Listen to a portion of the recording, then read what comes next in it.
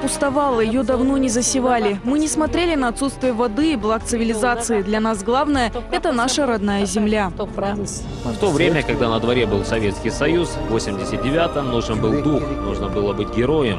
Тогда не каждый мог выйти на захват земли. Мы тогда людям объяснили, если мы не сможем занять эту землю, то в Крыму такого больше не будет. Если же сможем занять, то наш опыт распространится по всему Крыму.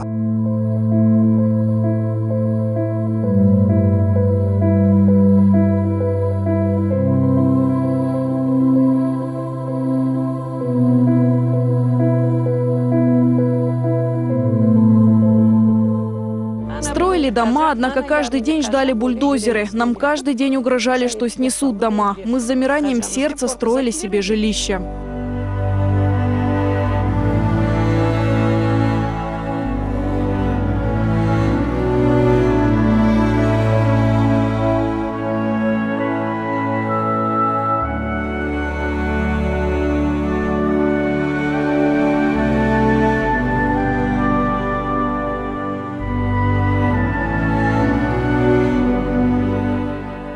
Родился здесь младший сын. Старались, да, чтобы у нас здесь побольше детей было. Знали, что это уже они будут здесь как бы коренные. И дома строили, и деревья сажали, все укоренялись.